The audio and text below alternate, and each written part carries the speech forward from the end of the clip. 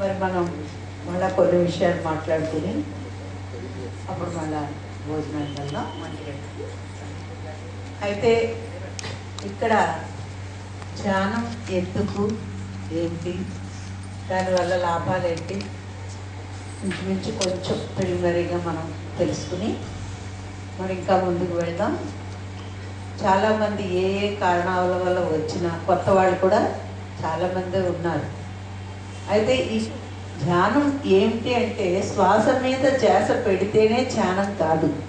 శ్వాస మీద ధ్యాస పెట్టి దాని సహాయంతో మనము శూన్యస్థితిని పొందాలి. శూన్యస్థితిని పొందడానికి శ్వాస మీద ధ్యాస పెట్టడమే కానీ శ్వాస మీద ధ్యాస పెట్టినంత మాత్రంలో ధ్యానం అయిపోదు. మనం అక్కడ శూన్యస్థితిని పొందాలి. ఎందుకంటే మన మనసు బయట విషయాలన్నిటి వల్ల ఎంతో అల్లకల్లోలం అయింది. మనకి బాగా చెత్తలన్నీ పోసుకుని మనం అల్లకల్లోలం అయిపోయి ఉన్నాం. అదేంటంటే ఆ అల్లకల్లోలం అయిపోయి ఆ చెత్తలు పోసుకున్న మనము ఏంటంటే ధ్యానంలోకి వచ్చాక ఒక నిశ్చల స్థితిలోకి వస్తాం. అంటే మామూలు విషయంలో మనం ఏమి పట్టించుకోకూడదు అనుకున్నా పట్టించుకోకుండా ఉండలేం. ఏదో విషయం మనకి కంగారు పెడుతూనే ఉంటుంది. ఎప్పుడైతే మనం ధ్యానంలో ఉంటామో ఒక నిశ్చలత్వం వస్తుంది. ఆ నిశ్చలత్వం వచ్చినప్పుడు ఏమవుతుందంటే ఇప్పుడు చూడండి, మనకి చెరువులో నీళ్ళు ఉన్నాయి. ఎక్కువ బిందెలు తోడుతూ ఉంటే నీళ్ళు అలా మనమే అడుగుతాం, ఏ ప్రాణి చంపదు ఒక గోవర్ధన చేతులకి. అవును కదా, మనం ఏంటంటే ఏ జీవిని చంపదు. అన్ని జీవుల్లోని ఆత్మ ఉంది కాబట్టి ఏ జీవుని చంపకూడదు. గోవులే చాలా మంది ఏంటంటే గోవులు అన్ని దేవతలు స్థానం ఉన్నారు, ఈరోజు కూడా చూపిస్తారు. ఇవన్నీ ఏంటంటే పురాణాలు మనకు ఇష్టం వచ్చినట్టు మనం రాసేసుకుని అంతమంది దేవతలు ఉన్నారు కాబట్టి గోవుని చంపొద్దు. ఏ దేవతలు ఎందుకంటే చేపలే కొని నాటిని వెయ్యి పెట్టించి అనుకుంటున్నారు. అంటే కథలు అవుతున్నాయి కదా, పురాణ కథలు ఇంటికి వచ్చినట్టు బొమ్మలు ఎంత రావులేదు.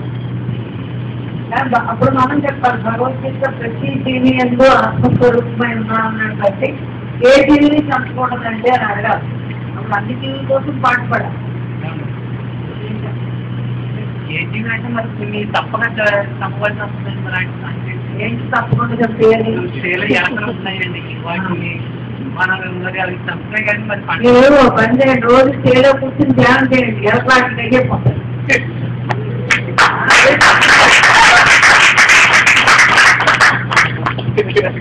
వెనకలు వస్తాయి, అమలు వస్తాయి. కానీ రోజు స్టేలో గంట ధ్యానం నేను పొద్దున్న సాయంత్రం అలా 40 రోజులు ప్రాక్టీస్ చేస్తుందండి. ఏ ఎలకలో ఉంటుంది, ఆ ఎలకలు కూడా రావు. ఎందుకంటే దాంట్లో కూడా మన మనస్తత్వం తెలుసు. మన థాట్ పవర్, మనం మానవ జన్మ తీసుకునే చోట ఎన్ని ఉన్నాయి, థాట్ పవర్ ఉంది. మన ఇప్పుడు భావం ఏం చేస్తుందంటే మనం చంపేస్తాము అని ముందు కాటేస్తాం. మనం చంపము అంటే మనం పక్కనే చేరిపోతాం. చంపేయక ముందు మనకు వచ్చేది ఏంటంటే చంపకపోతే మనం చంపేస్తుంది అనే ఆలోచన వచ్చేస్తుంది మనకి. అందుకని అవి ముందు కాటేసి వస్తుంది. ఎలాగ మనం చంపుతాం కదా, నేను అది చెప్పాను. అందుకే పాము చంపేయడానికి చూస్తాం. ఏమిటంటే కాకి చంపేయాలని చూస్తాం. అదేం మనం చేయకపోయినా మానవుడు నైజం ఏంటంటే అన్నింటినీ చంపేయాలి. అందుకని తెలియచేసిన నేరం నేరం కాదు. అనుకున్న ఏదో మన కార్యం పడింది అలా అని మనం ఏం చేయలేం. కానీ తెలిసి ఏ జీవిని చంపవు. మాకు ఈ మధ్య వెంటనే ఒక నమస్కారంతో ఒక ఆయన అన్నాడు, దేనికైనా సరే పడితే పని తెచ్చుకోదు కదండి, అది బాగా అనిపిస్తున్నాం చూస్తే చంపేస్తానండి. ఓ మంచి ఆవిడ కాలో చెల్లి వెళ్ళిందనుకో, నువ్వు ట్రీట్మెంట్ వేసుకో, పీకడానికి చంపేసేయండి జాగ్రత్తగా చెప్తారు. చంపడం చెప్తున్నాను చూస్తే చంపట్లేదు.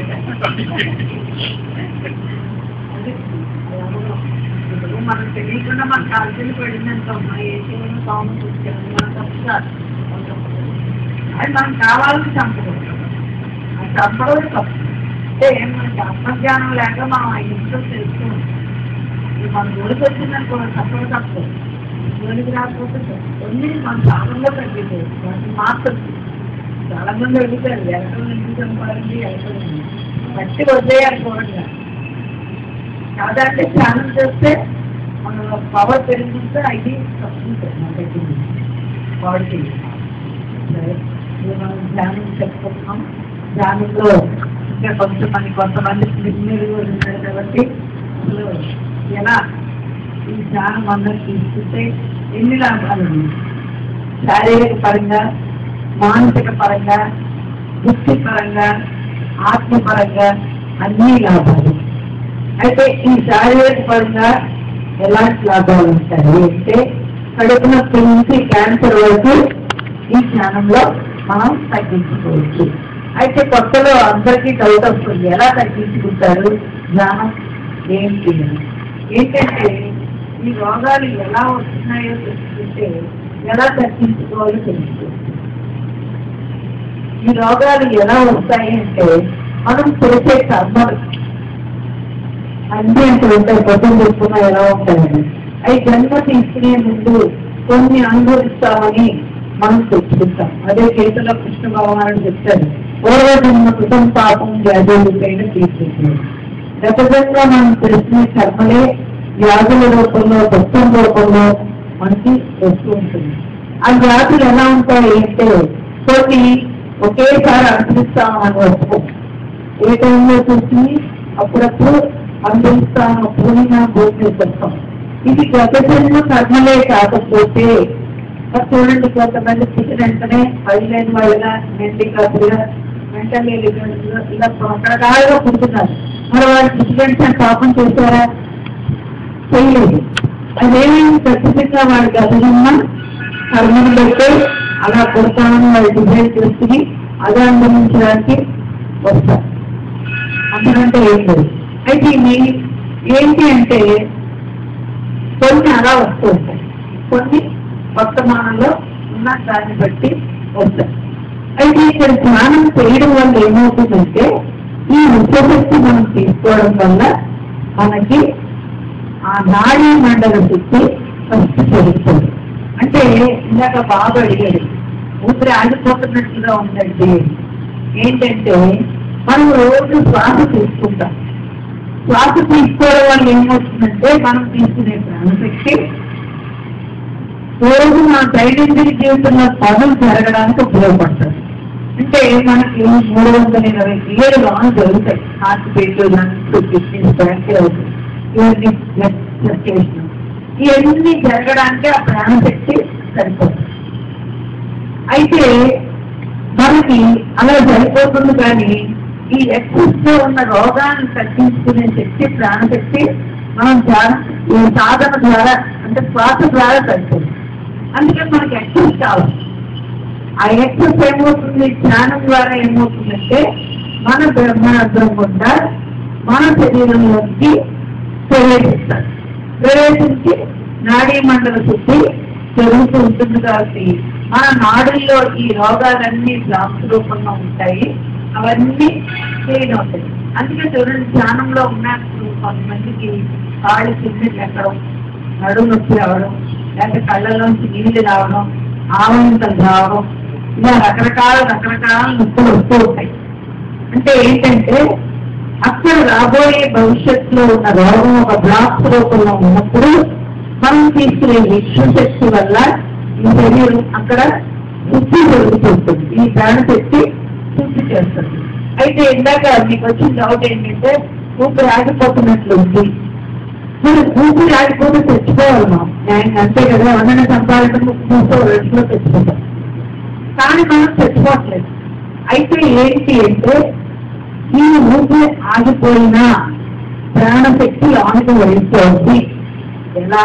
ధ్యానంలో కూర్చోబట్టి ఇక్కడ బ్రహ్మరంధ్రం ఓపెన్ అయింది, మన ప్రాణశక్తి లోనికి వెళ్ళి ఆ ఫంక్షన్స్ ని అది చేస్తుంది.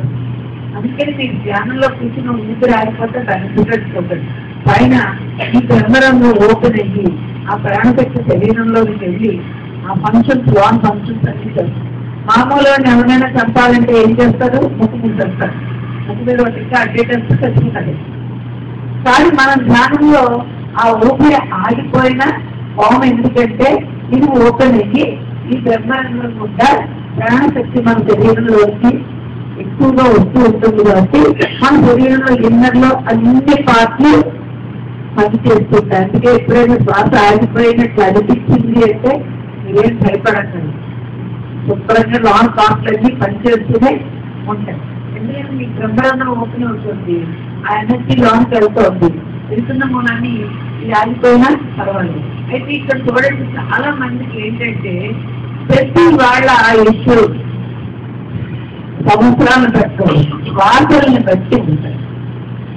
ప్రతి మనిషి రోజుకి 21,600 సార్లు శ్వాస తీసుకుంటాడు. అంతకంటే ఎక్కువ తీసుకుంటే తొందరగా చచ్చిపోతాడు, తక్కువ తీసుకుంటే ఎక్కువ రోజులు బతుకుతారు ఎవరైనా సరే. అయితే శ్వాసని ఆపేద్దాము అంటే మనం ఆపలేము, యోగులు మాత్రమే ఆపుకోగలరు. ఎందుకంటే వాళ్ళు సూర్యస్థితి పొందేటప్పటికి అక్కడ వాళ్ళు శ్వాస కూడా తీసుకోరు. ఎందుకంటే శ్వాస తీసుకుంటున్నట్టు మనకు తెలుస్తుంది అంటే అక్కడ మనసు ఉన్నట్టే. మనసు ఉంటేనే కదా ఏ పని చేస్తున్నా మనం కనిపెట్టగలం. ఈ మనసు ఉంది కాబట్టి కళ్ళు చూస్తున్నాయి, మనసు ఉంది కాబట్టి నోరు మాట్లాడుతుంది, మనసు ఉంది కాబట్టి చెవులు పెట్టినాయి, మనసు ఉంది కాబట్టి ఆలోచన వద్దు శ్వాస మీద చేసేటండి. ఆ మనసు ఉంటే మనం శ్వాస తీసుకున్నట్టు తెలుస్తుంది. మనసు లేని స్థితిలో శూన్యం అయిపోయినప్పుడు ఇది ఓపెన్ అయ్యి యోగులకి ఆ ఎనర్జీ లోనికి వెళ్తుంది. అలా మనసు లేని స్థితిలో మనం శ్వాసని చాలా కంట్రోల్ చేసేస్తాం. ఎన్ని శ్వాసలు ఆదా చేస్తే మనకి ఆయుష్ అంత ఎక్కువ ఉంటుంది. అందుకే యోగులు 200 సంవత్సరాలు 200 సంవత్సరాలు బతికే అంటారు. ఎలా బతుకుతారంటే వాళ్ళు శ్వాసల్ని నియంత్రిస్తారు, శ్వాస తీసుకోరు. ఆ ఎనర్జీ వాళ్ళకి ఇక్కడ దోపిడికి అలా బాడీలోకి ఫ్లో అవుతుంటుంది. ఆ ఫంక్షన్స్ అన్ని జరుగుతూ ఉంటాయి. అదే కాకుండా ఇంకా తీసుకోవడం వల్ల శరీరంలో రక్తనాళాలన్నీ శుభ్రం అవుతాయి. తర్వాత అణువు కూడా ఎనర్జెటిక్ గా తయారవుతుంది. అందుకే అది చలి అయినా ఎండ అయినా ఏదైనా సరే అది భరించి ఉండగలుగుతారు. అలా అన్నీ నిరోధించుకోగలుగుతారు. అలాగా మనకి ఏంటంటే ఈ శ్వాసల్ని ఆదా అవ్వాలి అంటే మనం ఎక్కువ ధ్యానం చేయడం వల్ల శ్వాసల్ని ఆదా చేసుకుంటాము. ఇలా రోగాలన్నీ కూడా శారీరక పరమైన రోగాలన్నీ కూడా మనం ధ్యానంలో తగ్గించుకోవచ్చు. అందుకే మెడిటేషన్ లోకి వచ్చాక ఏదైనా బాధ ఏదంటే 40 రోజులు ధ్యానం చేయడం చెప్పేస్తాము. ఆ 40 రోజులు ఏమవుతుంది, వాళ్ళకి ఎనర్జీ బాగా వెళ్తుంది. అక్కడ అది ఇప్పుడు మెడిసిన్ వేసుకోవడం ఏంటి, ధ్యానం చేసేది ఏంటంటే ఈ మెడిసిన్ వేసుకోవడం వల్ల ఏమవుతుందంటే మనం పోగదేని వరకు క్లీన్ అయిపోతుంది. ఈ ధ్యానం చేయడం అంటే ఏంటి అంటే మన 7 శరీరాలు కూడా ఎనర్జీతో తీసుకుజరుగుతాయి. ఇప్పుడు చూడండి, మన పొలంలో కలుపు మొక్కలు వేసేసుకోండి, తలకాయలు కుంటుకు ఏమవుతుంది, మళ్ళా ఏ లోన్ ఉన్న మొలానికి మనం మొక్క వస్తుంది. అయితే ఇంగ్లీష్ మందులు వేసుకోవడం వల్ల ఏంటంటే తలకాయలు తుంపడం లేదు. తాత్కాలికంగా మనం కులపేటలో ఉన్న రోగం తగ్గిపోతుంది, కానీ మళ్ళీ ఎప్పుడప్పుడు బయటకు వస్తుంది. అదే ధ్యానం చేయడం వల్ల ఆత్మ వ్యక్తి నుంచి ఉన్న 7 శరీరాలు కూడా ఆ ఎనర్జీ వల్ల శుద్ధి జరుగుతుంది. అందుకని ధ్యానం వేళ మనకి ఎమర్జెన్సీ అయినప్పుడు మెడిసిన్ వేసుకున్నా సరే ధ్యానం చేయడం వల్ల 7 శరీరాలు శుద్ధి జరిగి రోగం పూర్తిగా వేళ్ళు దగ్గర నుంచి పోతారు. అందుకే ధ్యానం చేయడం వల్ల శారీరక పరమైన లాభాలు ఎన్నో పొందొచ్చు అని చెప్పడానికి కాదు. అందుకే చూడండి, ఒక్క అరగంట మనం నిద్రలో ఏం చేస్తామంటే గాఢంగా నిద్రపోతాం కదా. గాఢంగా నిద్రపోయినప్పుడు ఏమవుతుందంటే మనకి మన సూక్ష్మ శరీరం బయటకు వచ్చి ఏం చేస్తున్నారు, చుట్టూరు ప్రకృతిలో తిరిగి కాస్మిక్ ఎనర్జీ అంతా తీసుకుని మళ్ళీ మన సోదరులోకి ప్రవేశిస్తారు. ఆ ప్రవేశించిన వాళ్ళు అందుకే చూడండి, నిద్రపై లేచాక బాగా నీరసంగా ఉన్నప్పుడు మనం పడుకుంటాం కదా. పడుకుని లేచాక ఎంతో ఎనర్జీ ఉన్నట్టుంటారు. అప్పుడు చేయండి, ఎవరైనా బాగా నీరసంగా ఉంటే కాసేపు మనం పడుకుని తెగిస్తే చాలా బాగున్నట్టు ఉంటుంది. అంటే ఎందుకు ఉంటుందంటే మనం సూక్ష్మదేవి బయటకు వచ్చి గాఢ నిద్రగా ఉన్నప్పుడే అది ఎనర్జీ తీసుకుని అలా లాంగ్ ఉంటాయి. మనం ఎప్పుడైతే గాఢ నిద్రపోతామో మన సూక్ష్మ శరీరం బయటకు వస్తుంది. అయితే ఇక్కడ సార్ చెప్పేది ఏంటి అంటే ఇలా 6 గంటలు పడుకొని మీరు ఎనర్జీ తీసుకునే బదులు ఒక్క అరగంట మీరు ఎరుకతో ధ్యానం చేస్తే 6 గంటలు పడుకున్నప్పుడు ఎంత ఎనర్జీని మీరు కూడబెట్టుకుంటారో ఒక్క అరగంట ధ్యానంలో అంత ఎనర్జీ వస్తుంది. మీరు నేర్చుకుంటున్న 6 గంటలు పడుకోవడం కష్ట, 4 గంటలు ధ్యానం చేయడం కష్ట అని మన భద్రాతలు సాధిస్తారు.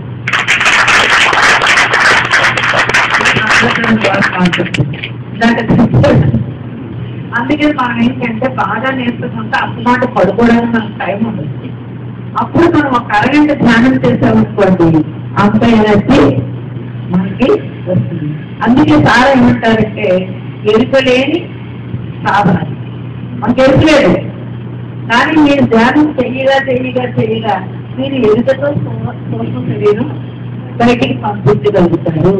లేకపోయినా మనకు ఎనర్జీ వస్తూనే ఉంటుంది. అందుకని 6 గంటలు పడుకునే బదులు అరగంట ధ్యానం చేస్తే మీకు అంత ఎనర్జీ రానే ఉంటుంది. చూడండి, మనకు బాగా సమస్య ఉన్నా సరే అంత ధ్యానం చేసేప్పుడు నాకు ఎక్స్పీరియన్స్ వస్తుంది. అందుకే మన ధ్యానాలు ఎప్పుడు ఖాళీ దొరికినా కళ్ళు మూసుకుని కూర్చుంటారు. కొంచెం చిరాకు అనిపించింది అనుకోండి, పక్కోడు మాట చిరాకు వచ్చినా ఏ బస్సుల్లోనే ప్రయాణం చేయండి. మనం మెడిటేటర్స్ ఉన్నారనుకోండి, పక్కోళ్ళు ఏదో పిచ్చి మాటలు మాట్లాడారనుకోండి వీళ్ళు ఎంటనే కళ్ళు మూసేస్తారు. ఎందుకంటే వింటే విన్నాం కానీ తనకైనా రెస్ట్ వస్తుందని మన ధ్యానాలు ఎక్కడ కూర్చుంటే కళ్ళు మూస్తారు. అబ్జర్వ్ చేయండి, ఏళ్ళలో ఏడు పెట్టుకుని కళ్ళు మూసుకుంటారు. ఎందుకంటే మనకు అక్కలేని వినబుద్ధి మనకి ఎనర్జీ పోతున్నట్టుగా అనిపిస్తుంది. అందుకే మనకి కళ్ళు మూసుకుంటే హాయిగా ఉన్నట్లు ఉండడం కారణం ఏంటంటే ఆ ఎనర్జీ మనకి వచ్చేస్తూ ఉంటుంది. ఇలా శారీరకపరమైన అన్ని కూడా మనకు ఎక్కువ ధ్యానంలో తగ్గిస్తుంది. ఇక 2 మానసిక పరమైన సమాధానం. ఈ మానసిక పరమైన ఏంటంటే టెన్షన్స్. ప్రతి వాడు టెన్షన్ లేని కూడా లేదు. తెల్లారేసి పడుకునే వరకు ప్రతి విషయానికి టెన్షన్ పడుతూనే ఉంటారు. ఎన్నో రకాలు సగం రోగాలు అన్నీ కూడా ఈ టెన్షన్స్ వల్లే వస్తున్నాయి. కొంతమందికి చదువు అంటే తెలియదు, కొంతమంది ఫంక్షన్ వస్తుందంటే తెలియదు, కొంతమందికి ఏంటి లాభం వస్తుందో రాదో తెలియదు, కొంతమందికి ఆఫీస్కి వెళ్ళాలంటే ఇలా ప్రతి వాళ్ళకి టెన్షన్. పిల్లలు పుట్టిన దగ్గర నుంచి ఆ చదువు అయ్యే వరకు టెన్షన్ తగ్గిపోతుంది. ఇలా రకరకాల టెన్షన్స్ ఎందుకు వస్తున్నాయంటే మన మెదడులో ఉన్న అణువులు కణాలు కూడా శక్తిహీనమైపోయాయి. పూర్వం ఈ ఆలోచనలు పెట్టుకోవాల్సిన అవసరం లేదు. ఇంటికి ఒక ఖర్చు ఉంటే వాటిని ఇచ్చి చేసేసి ఇప్పుడు అలా కాదు, ఎవరికి వాళ్ళే ఆలోచించి ఆ టెన్షన్ ఎక్కువైతే ఒత్తిడికి లోనైపోతున్నారు. ఇంకా చూడండి, సాధారణ వ్యక్తి 100% ఎనర్జీ ఉంటే 2% వాడగలుగుతారు. మంచి రీసెర్చ్ సైంటిస్టులు అయితే 5% వాడుతున్నారు, అంతకంటే ఎక్కువ వాడట్లేదు ఈ ఎనర్జీ. కానీ మొత్తం కానీ 100% వాడాలి.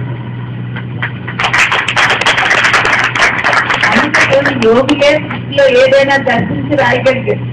సైంటిస్టులు ఏం చేస్తారు, ఎన్నో ల్యాబుల్లో పెట్టి ఇదని అదని అన్ని అరేంజ్ చేస్తారు. ఇన్ని ల్యాబొరేటరీలు ఉన్నాయా? లేదు. అది దర్శించి కళ్ళు మూసుకుంటే దర్శించి చూసి రాశారు. అంటే వాళ్ళు ఏం చేసేవారు, ఆ ఎనర్జీని తీసుకునేవారు. వాళ్ళు థర్డ్ ఐ ఓపెన్ అయ్యేది.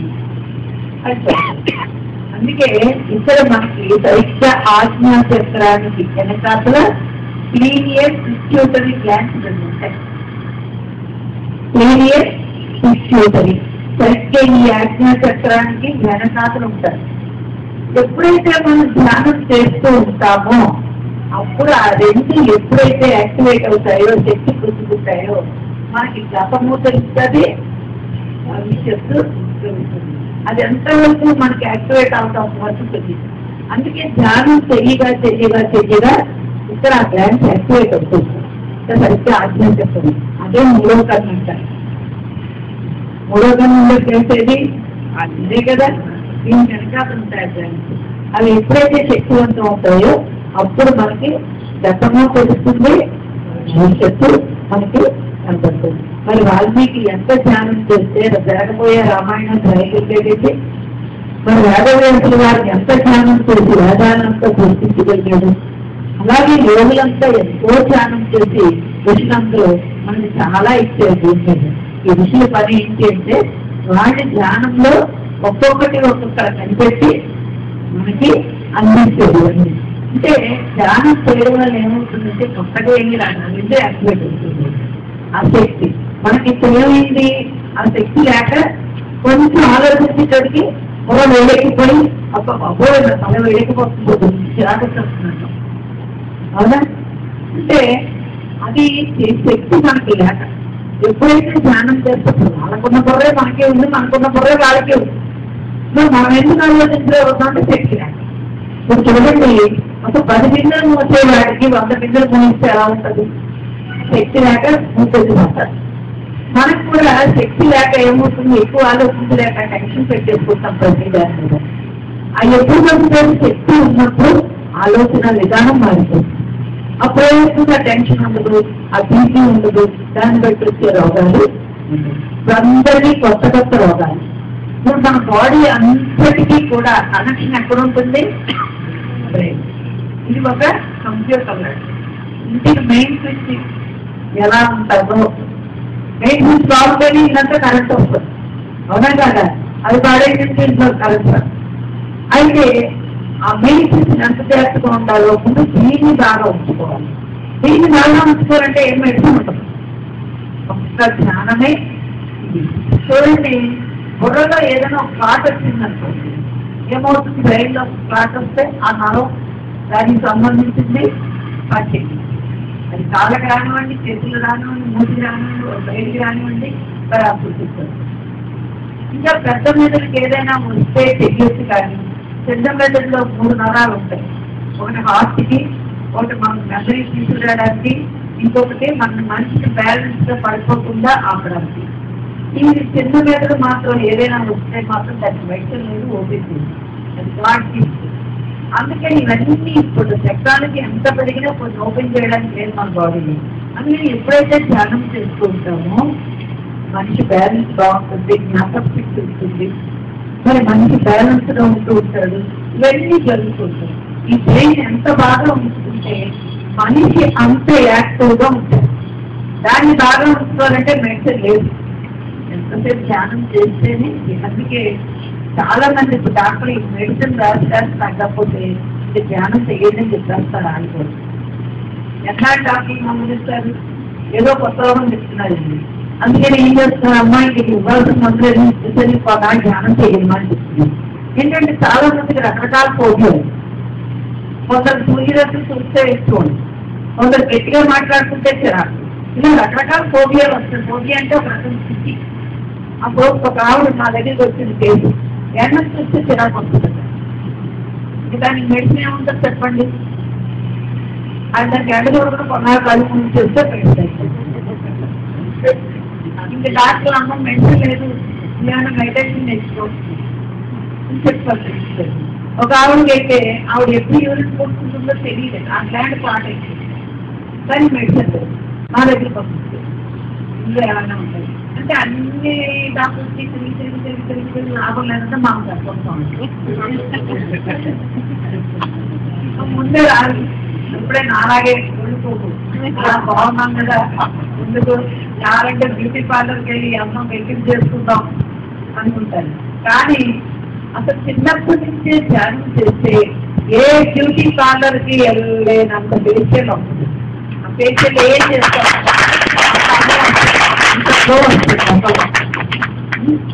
నాకు చూడండి, నా మొహం అంతా చల్లటి మక్కలు పడిపోయి చిత్తంతా కాలిపోయి అన్నీ అయితే అసలు కాలిపోతే ఆ వెంటనే రావు. ఈ ఐబ్రోస్ కాలిపోయి, కళ్ళు చివరలు కాలిపోయి, ఇవన్నీ కాలిపోయింది. మరి నాకు ఒక ఏడాదిన్నర 2 ఏళ్ళకి మొక్కలన్నీ తగ్గిపోయింది. అవి కాలి మొత్తం తక్కువ, చెప్పులు కూడా సరి అయిపోయింది. మీరు అసలు నమ్మని అలా ఉండిపోయింది.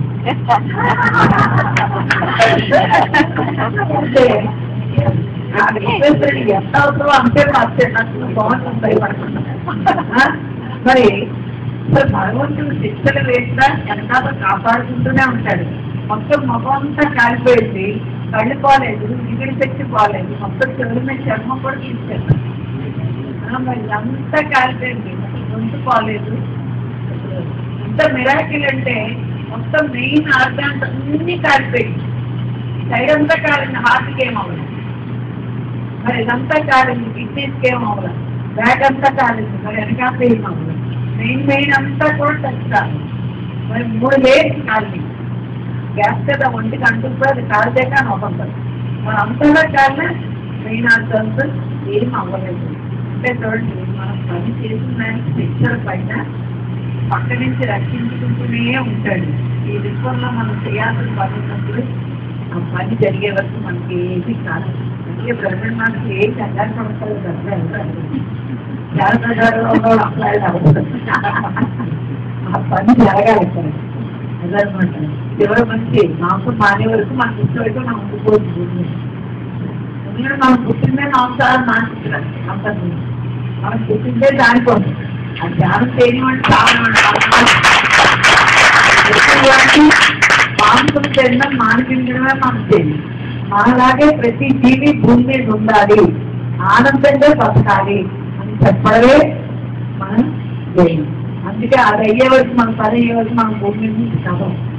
ఆ పని మనం చేయాలి. రేపు నుంచి ఆవుని రక్షించడం కానీ ప్రతి జీవిని రక్షించడానికి పని చేయాలి. చెప్పండి, ఆ కరుణ మాకు నమ్ముతున్నారు. ఆవు సంతకాలు ఇచ్చండి, ఆవు సంతకాలు కాదు, ప్రతి జీవి చావకుండా భూమి మీద బతికే హక్కు ఉంది. అందుకే అన్ని జీవులు బతకాలండి. మీరు చెప్తే కొన్ని కోట్ల మంది వింటారు. ఆ జీవి ఎంతో పేర్చుకుంటాడు కదా ఆయన. అందుకని ఆయన చెప్తే చాలా మంది వింటారు. మాంసారం వద్దు అనగానే చాలా మంది వింటారు. వీటిని చూసేసి హిందూ ఒకటే తిన్న మాంసం ముస్లిమ్స్ తింటారండి, ఏ జీవిని చంపకూడదంటే ఆలు కూడా తింటుంటాయి. ఆలోచనలో ఆలు ఉన్నారు, ఆరోగ్యం కావాలంటే ఆలు కూడా ఉంటారు కదా. అందుకని అలాంటి వాళ్ళు చెప్పగలిగినప్పుడు ఆ ఎన్నో జీవులు పుణ్యం ఆయనకి వస్తుంది బతికే. అంతేగాని ఆ ఒకటే బతికేస్తే చాలు కాదు, అన్ని జీవులు బతకాలి. అయితే భగవద్గీత తీసుకుంటాయి.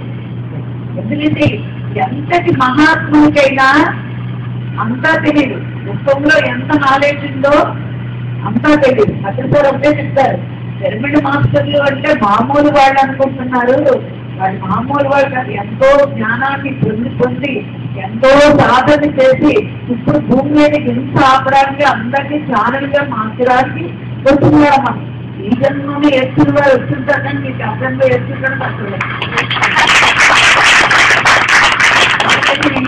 నేను చూసంగా చూస్తున్నాను, అదొకటి కదా. అలాంటి వాళ్ళు చెప్తే కొన్ని లక్షల మంది, కోట్ల మంది వింటారు. మనలాంటి వాళ్ళని చెప్తే కంటే అట్లాంటి వాళ్ళు చెప్తే వాళ్ళు చెయ్యాలి. చేస్తే ఆ జీవులు బతికే అనుకోండి, ఆయన ఏదో ఒక మాంసాలు వద్దరు మాట్లాడేస్తాడు, ఆవు బతికించాడంటే ఓహో ఆవు తినకూడదు మెటో అలాంటి కూర్చోవాలి. ఏ ఈతం కూడా కాంపట్ చేయించారు, అంతే కదా. అంటే జ్ఞానం లేదు, జనానికి జ్ఞానం అంతరించిపోయింది. మన యోగం ప్రతిదీ అరటి పండు చేతిలో పెట్టినంత సుఖంగా చెప్తే కానీ ఒకటి అర్థం. ఇది చెయ్యకూడదంటే ఇక్కడ చెయ్యొచ్చారు ఉండదు సార్.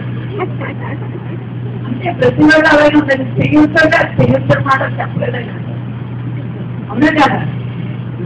అందుకని మనం ప్రతి మాట ప్రతి చేత చాలా జాగ్రత్తగా ఉపయోగించి మనం చెయ్యాలి. ఏంటంటే ఈ మానసికపరమైన ఒత్తిడికి తట్టుకోవాలి అంటే ప్రతి వాడు భోజనం ఎలా చేస్తున్నాడో, నిద్ర ఎలా పోతున్నాడో, ధ్యానం కూడా వాళ్ళ జీవితంలో ఒక భాగం అయినప్పుడే వాడు శాంతిగా పడుతుంది. లేకపోతే ప్రతి విషయం నాకే కావాలి నాకే పక్కటాడు ఎదుటాడు అమ్మాయి నాన్నకి చుట్టాలి మా కోమని ఆల్కోమని ఇలాంటి ఎందుకు పోసుకుంటూ ఉంటాం. మనకి ఇక్కడికి వచ్చే అర్థమైంది, ఎవరు కడపడి పట్టి వాడు జన్మంటారు, కానీ ఈ కులంలో పుట్టి ఆ కులంలో పుట్టినంత కులం కోసం పరిగెత్తే లాభం లేదు. అందుకని ఆ మానసికమైన ఒత్తిళ్లు మనకు తగ్గుతాయి, తగ్గడం వల్ల బోర్డు రోగాలు తగ్గుతాయి. అది మానసిక పరమైన లాభం. ఇక 4 బుద్ధిపరమైన లాభం గురించి అంటే మనం ఎంత ధ్యానం చేస్తూ ఉంటామో బుద్ధి అంత వికసిస్తుంది. బుద్ధి వికసించడం అంటే ఏంటి అంటే చూడండి, మనం ఒక బస్సు ఎక్కుతున్నప్పుడు అందరూ లైన్లో ఎక్కుతున్న మనం మధ్యలోకి వెళ్ళామనుకోండి ఏమంటాడు, బుద్ధి లేదా అని అడుగుతుంది. అదే కాదు, అందరూ క్యూ వెళ్తుంటే మనం క్యూ దాటి వెళ్ళామనుకోండి ఏమంటాడు, బుద్ధి లేదా అంటాడు. ఎదుటి జామకాయలు 4 కోట్లు తెచ్చుకున్నాం అనుకోండి ఏమంటాడు, బుద్ధి లేదా నాకైతే నువ్వు కూర్చోవు. అంటే బుద్ధి లేని వాళ్ళ పనులు ఎలా ఉంటాయో బుద్ధి ఉన్న వాళ్ళు పనులు. ఈ బుద్ధి ఏమవుతుందంటే మనకి సక్రమమైన మార్గంలో పద్ధతి. ఎప్పుడైతే ధ్యానం చేస్తామో బుద్ధి వికసిస్తూ ఉంటాం. అప్పుడు వికసించే రోజు ఏమవుతుంది, మన నాలెడ్జ్ బాగా ఉంటుంది. ఒక్కొక్కరు చూడండి, ప్రతి చిన్న విషయాన్ని చక్కగా మాట్లాడదాం. మన మాటలతోటే మనం వినేసి ఆచరించేయాలని ఉంటారు. ఒక్కొక్కరు మాట్లాడుతుంటే అది కూడా చదివినట్టుంటారు. చూడండి, ఎవరైనా ఇంట్లో చచ్చిపోతే పలకరించడానికి వస్తారు, ఒకరు ఏడిపించడానికి వస్తారు, ఒకరు ఏడు నడిపించడానికి వస్తారు, ఒక్కొక్కరు వస్తారు. అది అప్పుడు మాకు ఆవిడ కర్మదారు ఫోన్ చేసింది అనుకోండి, అందరూ వెళ్ళిపోయారు, తిరిగినప్పుడు ఏమంటారు, ఫోన్లు అమ్మా మర్చిపోయారు, ఫోన్లు తిన్నాం 2 మొక్కలు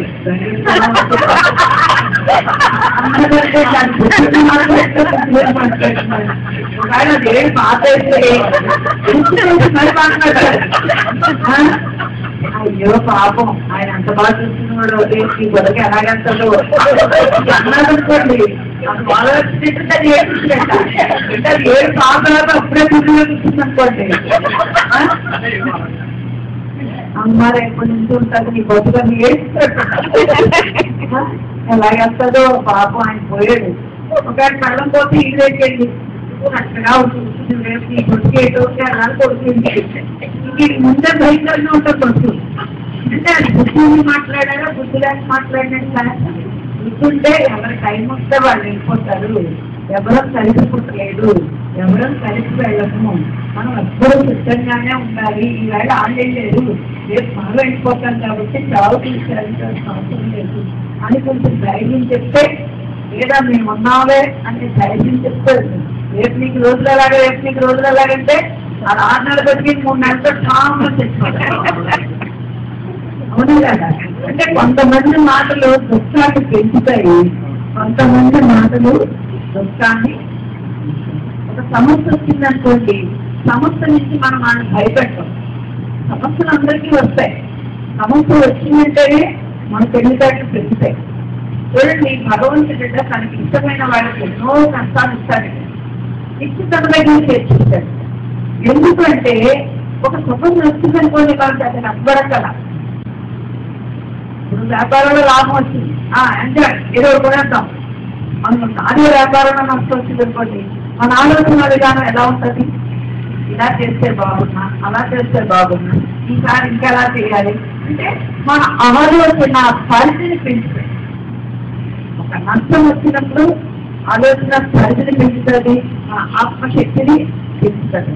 ఎలా ఆత్మశక్తి పెంచుతుందంటే, ఈసారి నష్టం వచ్చింది, ఇలా చేయొద్దు, ఇంకోసారి ఇంకోలా చేద్దాం. ఇంకా అక్కడ ఏమైనా ఈ శక్తి ఉంది కాబట్టి ఇంకోలా చేయాలని ఆలోచించాం, లేకపోతే సూసైడ్ చేస్తుంది. అంతే కదా. ఇంకా కష్టం జరిగిపోయినా ఏం చేస్తారు, సూసైడ్ చేసేసుకుంటారు. అంటే అక్కడ ఆత్మశక్తి లేని వారు. ఇప్పుడు ఆత్మశక్తి ఉన్నవాడు ఏం చేస్తాడు, వాడు ఆలోచన విధానాన్ని, ఇలా చేస్తున్నామని మనకు మనసు వచ్చింది, ఇలా చేయకూడదు, మనం అలా చేయాలి అని ఆలోచిస్తాడు. అక్కడ ఏమవుతుంది, మన ఆలోచన విధానం మన మొదట పదును పడుతుంది, మన ఆత్మశక్తిని మనం పెంచుకుంటూ. అలాగా బుద్ధిపరంగా లాభాలు ఉంటాయి. ఎప్పుడైతే బుద్ధి పెంచుకుంటామో అందరితో మంచిగా ఉంటాం, మన సంఘంతో గొప్పగా పెరుగుతూ ఉంటాము. ఇంకా ఆత్మపరమైన లాభాలు.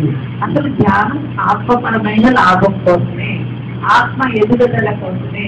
ప్రతి జీవి భూమి మీదకి వచ్చిందంటే ఉన్న స్థితి నుంచి ఉన్నత స్థితికి ఎదగడానికే ప్రతి జన్మ. మన ప్రతి జన్మ కూడా ఉన్న స్థితి నుంచి ఉన్నత స్థితికి ఎదగడానికే. అంటే పురోగమనమే కానీ మనకు పురోగమనం కోసం మనం భూమి మీదకి రాలేదు. ఏ జన్మ కాదంటే ప్రతి జన్మలోని పాఠాలు నేర్చుకోవడానికే మనం భూమి మీదకి వచ్చాం.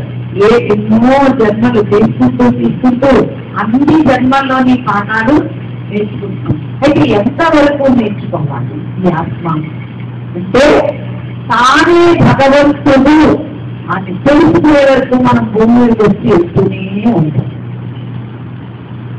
మనకు మనం భగవంతుడు చెప్తాము అని అంటున్నాం, కానీ మనకి ఇంకా అనుభవం రాలి.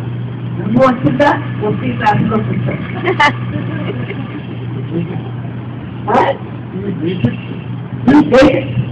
ఫండమెంటల్.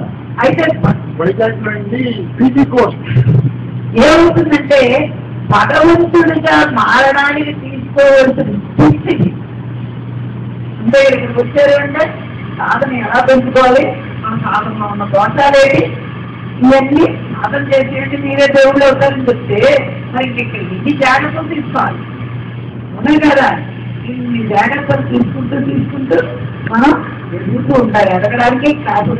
అందుకే రాఘరావు గారు ఎవరైనా ఏదైనా డౌట్ ఫోన్ చేస్తున్నప్పుడు 3 days అయితే చెప్తారు.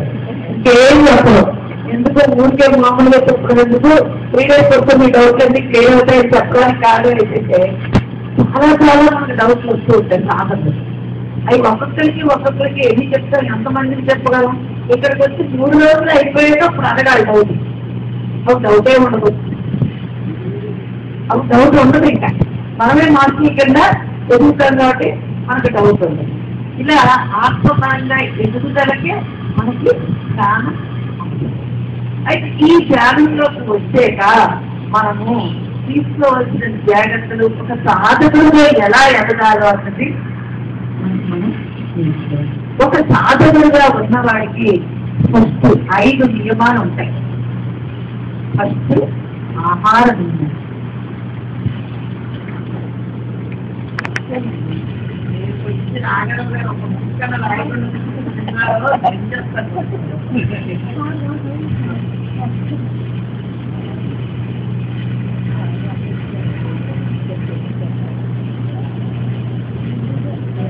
రాయడానికి క్యాష్ అవ్వకపోతే నన్ను ఆగమని రావుతాను.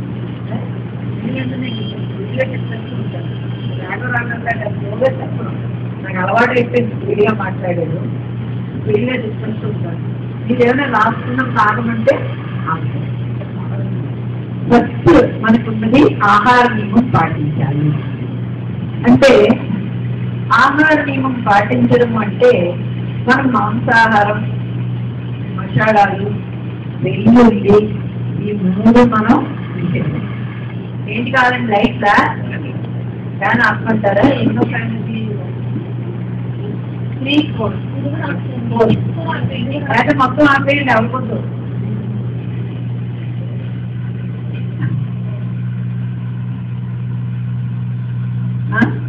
సరేనా? సరేనా? అయిపోయింది. మళ్ళీ కావాలంటే మళ్ళీ కాసేపు ఆహార నియమం అంటే మాంసాహారం తినకూడదు, మసాలాలు తినకూడదు, వెల్లుల్లి తినకూడదు. అయితే మాంసాహారం ఎందుకు తినకూడదు? ప్రిలిమినరీగా చాలా మందికి డౌట్. మాంసాహారం తింటే తప్పేంటి, పూర్వం నుంచి తిన్నారు. ఇప్పుడు కొంతమంది ఏంటంటే ఎక్కడెక్కడో చరిత్రను సృష్టించేస్తున్నారు. సృష్టించేసి ఏంటంటారు, రాముడు మాంసం తిన్నాడు అని చెప్పేస్తున్నారు. రాముడు మాంసం తినుంటే వశిష్ఠులు వారు అప్పుడే కన్నేసిపోతుంది.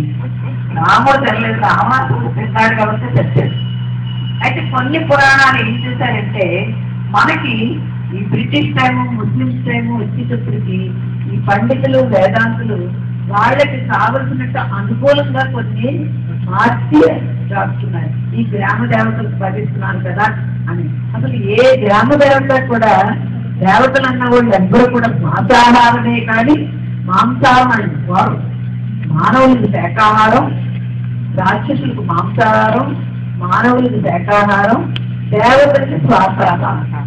అంతే తప్పించి గ్రామ దేవతలు అని అన్నప్పుడు మాంసం ఇవ్వరు. క్షుద్ర దేవతలకు ఇస్తారు. క్షుద్ర దేవతలకి ఏంటంటే రక్తం, మాంసం ఇస్తారు. ఆ క్షుద్ర దేవతలకి మనం ఏం చేస్తున్నారు, ఎక్కడో క్షుద్ర మర్చిపోయారు. దేవతలందరికీ కోడిని, మేకని బలు ఇవ్వడం మొదలెట్టారు. అసలు ఏ దేవత కూడా అసలు ఒక జీవిని చెప్తారు. అందులో వాళ్ళకని ఇలా మాట్లాడినప్పుడు ప్రతి జీవి అందును ఆత్మస్వరూపమై నేనున్నాను అని చెప్పాడు కృష్ణ భగవానుడు. దేవతలు తెలియదా పరమాత్మ ప్రతి జీవిలోని ఉన్నాడు అని? తెలియకుండా ఉంటుందా? ఈ జీవుల శరీరాలు 84 లక్షల జీవుల శరీరాలు పంచభూతాలతో సృష్టించబడ్డాయి. అందులో ఉన్న ఆత్మ పరమాత్మ నుంచి వెలువడి చిన్న బిందువుగా భూమి మీదకి వచ్చి జీవులలో ప్రవేశించి జీవాత్మగా మారింది. ఈ జీవనమే అన్ని జన్మలలోని పాఠాలు నేర్చుకుంటూ పరమాత్మ స్థాయికి ఎదగడమే. ఈ ఆత్మ భూమి మీదకి ఎందుకు వచ్చిందంటే పరమాత్మ స్థాయికి ఎదగడం కోసమే భూమి మీదకి వచ్చింది, అంతే తప్పించి ఆ కోడి మేక రొయ్య మన కోసం సృష్టించలేదు. అది తెలియక ఏం చేస్తున్నారంటే మన కోసము అనుకుంటూ మనం రెండు ఎప్పుడో మధ్యలో అలవాటు చేశారు. అది మనకి ఎప్పుడు అలవాటు అయిందో కూడా మనకే తెలియదు. అలా అలవాటు అయిపోయి తప్పు లేదు అనుకుంటూ వెళ్తున్నాం. మనం ఎప్పుడు కూడా ఒక మానవుడు దేవతగా మారాలంటే గ్లాస్ ఆహారమే. అసలు అది తినడం వల్ల మనకి ఏమవుతుందంటే రాక్షస గుణాలు పెరుగుతాయి. మాంసం తినడం వల్ల మనలో రాక్షస గుణాలు పెరుగుతాయి. అంటే ఆహారాన్ని బట్టే మనస్సు ఏర్పడుతుంది. రేపటి క్లాస్ లో మనం ఈ పంచభూతాల గురించి, పంచభూత తత్వం యోగ శరీరంలో ఎలా ఉంటుందో రేపటి క్లాస్ లో చెప్పుకున్నాం ఈ ఆహారం మనకి. అయితే ఇది ఏంటంటే ఇప్పుడు మొక్కలన్నీ ఎలా పెరుగుతాయండి? సూర్యరశ్మి వల్ల పెరుగుతున్నాయి. అందుకే మొక్క చూడండి భూమి మీద నుంచి ఇప్పుడు పైకి నిలువుగా ఉంటాయి కదా, సూర్యరశ్మి వల్ల పెరుగుతాయి. మనం శాకాహారం తినడం వల్ల, వృక్షాల నుంచి వచ్చే తినడం వల్ల మన జ్ఞానం ఉత్పన్నముగా ఉంటుంది. మనం మాంసాహారం తింటే ఇప్పుడు చూడండి కోడి మేక అన్నీ ఎట్లా ఉంటాయి, మొఖాలు నేలలేకుంటాయి. అవునా? అవి తినడం వల్ల మన జ్ఞానం ఎక్కడికి వెళ్తుంది? లోకాల్లోకి, అధోలోకాలు. అంటే భగవంతుడు ప్రతిదీ కూడా మనకి సిగ్నల్స్ ఇస్తూనే ఉంటాడు. శాకాహారం తినడం వల్ల మన జ్ఞానం ఊర్ధ్వముఖంగా ఎదిగితే, మాంసాహారం తినడం వల్ల అధోముఖంగా వస్తుంది. అక్కడికి చెప్పాడు మత్స్యావతారం, వరావతారం, కూర్మావతారం. 3 అవతారంలో నేనే నాయన అని చెప్పినా ఆ బొమ్మలు అయిపోయేవాళ్ళు కానీ ఇవన్నీ మన కోసం వేస్తాను. 3 అవతారాలు చూపించాడు, అన్నీ నేనేండి అయినా మన బుద్ధి రాదు. అన్ని నేనే అన్న బుద్ధి లేదు. ఆ గురి మీద ఉన్న బొమ్మలు అయిపోయేవాళ్ళు ఇవన్నీ మన కోసం అనుకుంటున్నాం. మనం అలా తినేస్తున్నాం.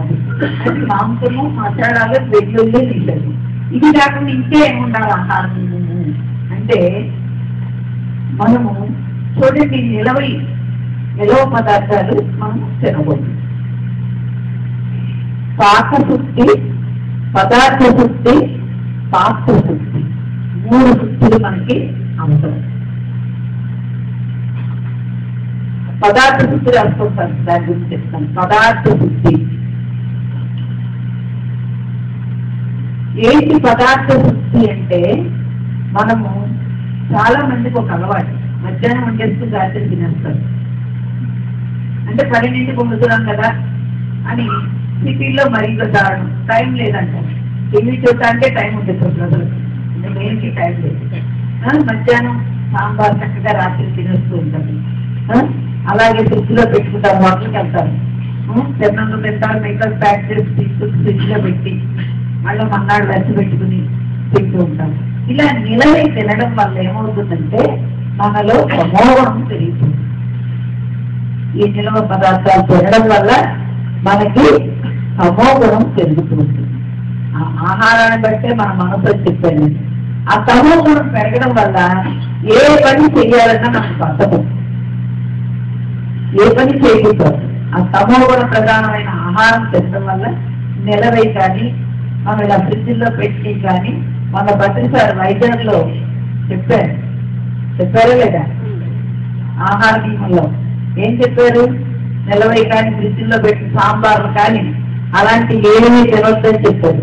అలా చేయడం వల్ల మనలో తమోగుణం పెరిగి ఏమవుతుంది? ఏ పని చేయాలన్నా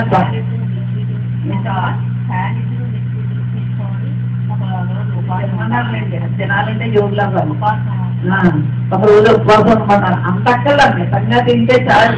ఇప్పుడు రోజంతా పని చేస్తున్నాడు, రోజు తినకూడదంటే బాబు నీటిలోకి చచ్చుకుంటాడు. అంటే యోగత్వం ఉండి సాధించాలి అంటే స్టార్టింగ్ కూడా చేయలేదమ్మా. ఒక రోజు లిక్విడ్ సాలిడ్ తిని, ఒక రోజు లిక్విడ్ తిని, ఒక రోజు గుర్తుగా ఉండాలి అంటే మనం జాబుల్లోకి వెళ్ళినా బయటికి వెళ్ళినా అలా ఉండలేదు. ఇంట్లో ఏ పని లేకుండా ధ్యానంలో కూర్చుని ఏమీ తినకుండా ఉండమంటే ఉండగలరు. కానీ బయట వ్యవహారాలకి బిజినెస్కి వెళ్ళడం అంటే అతిగా తినకుండా మితంగా తింటే, మితాహారం తింటే సాధన పర్వాలేదు. అంటే అలా ఉండమంటే ఒక రోజు భోజనం చేసి 2 రోజులు ఫలహారం చేసి 3 రోజులు నిరాహారం అన్నారనుకోండి సగం మంది ధ్యానంలో జరిపోతారు.